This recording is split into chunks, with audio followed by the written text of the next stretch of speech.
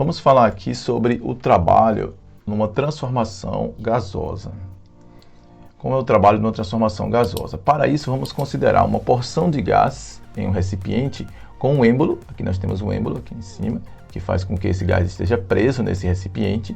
Mas esse êmbolo, é claro, que a depender da pressão que é exercida sobre o gás e que isso é transferido para o êmbolo, esse êmbolo pode fazer com que ele se desloque em um certo ponto. Isso depende de como é feito, depende do conteúdo que você está trabalhando, de como o comportamento do gás acontece. Então o gás, ao receber uma quantidade de calor, vai fazer com que haja uma força aqui empurrando o êmbolo para cima. Se esta força empurra o êmbolo para cima, é provavelmente que o volume dele vai mudar. E aí a gente vai analisar a questão da temperatura e a pressão. Então, para isso, vamos ver na próxima figura. Aqui nesta outra figura, nós podemos ver que o êmbolo subiu. Ao subir, o volume variou, que era volume 1, e passou para volume 2. A temperatura também variou. Neste caso aqui, a temperatura variou. Mas veja que a pressão ela manteve-se constante. Então, se o volume mudou, variou, nós temos aqui um deslocamento. Esse deslocamento aqui é do êmbolo, que estava nesse ponto, e ele subiu. Então, se houve esta variação no volume, a gente sabe que realiza um trabalho. Quando um gás varia seu volume, ele realiza um trabalho. Então, nós já sabemos lá da mecânica que o trabalho realizado por um corpo, ele é igual à força aplicada vezes o deslocamento que ele sofre. Continuando ainda, nós sabemos que lá vindo da parte de hidrostática, nós podemos ver que a força aplicada é igual à pressão vezes a área. Isso porque eu sei que a pressão, ele é a força dividido pela área. Então, como a pressão é igual à força dividida pela área, eu posso isolar a força e deixar que a força é igual à pressão vezes a área. Baseado nisso, nós podemos concluir o seguinte, que trabalho, que é essa primeira aqui, vai ser igual à força, eu vou trocar por P vezes A, pressão vezes a área, e conservar o D, que é o deslocamento do êmbolo ali, que tem o gás no recipiente.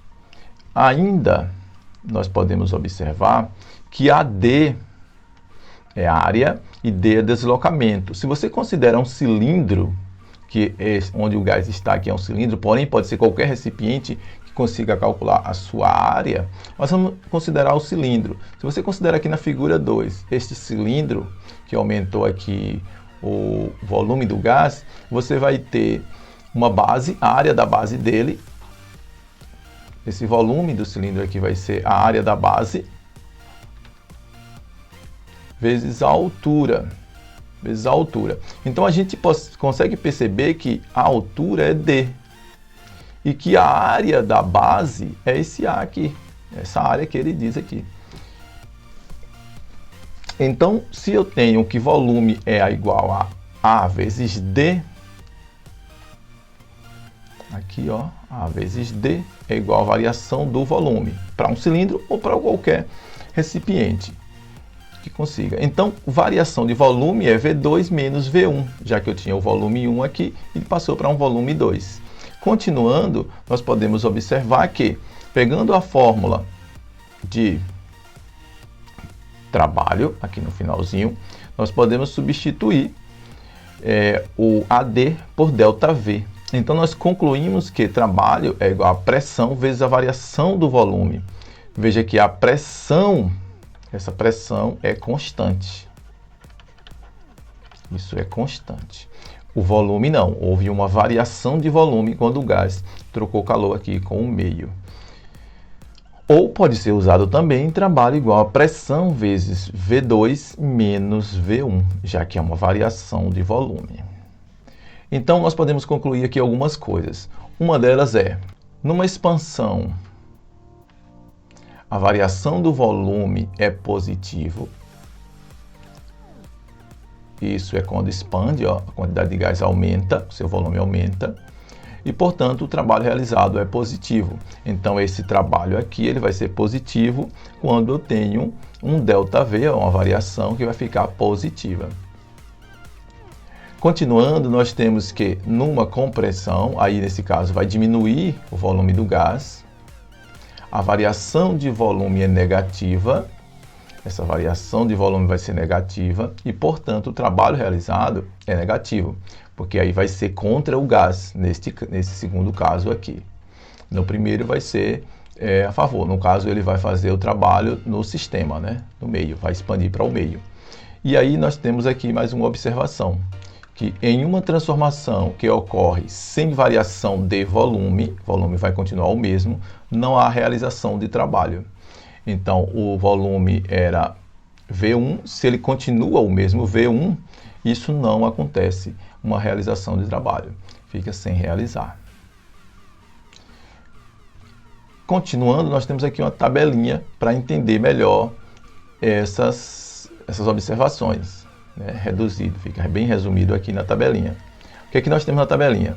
Que situações possíveis, o que? V1, V2 é maior do que V1, certo? Se for assim, então eu vou ter uma variação positiva, maior que zero. Então o trabalho também é positivo, significa que aumenta, que é a primeira. Quando tem um V2 menor do que V1, o ΔV vai ser negativo, vai ser menor do que zero. Então o trabalho também é negativo, menor do que zero. E aí vai diminuir, esse trabalho vai diminuir. E o último aqui da tabela, a última linha, é quando mantém-se constante. Volume 2 ele é igual ao volume 1, não mudou o volume, então a variação é zero, não houve variação, ela é nula. E aí trabalho também ele é nulo, porque depende disso aí, já que é um produto. Significa que o trabalho não varia. Ok, gente, então é isso. Ficamos por aqui com o segundo vídeo aqui da introdução sobre a termodinâmica, nesse caso aqui um trabalho numa transformação gasosa, para a gente compreender as partes iniciais. E até o próximo vídeo.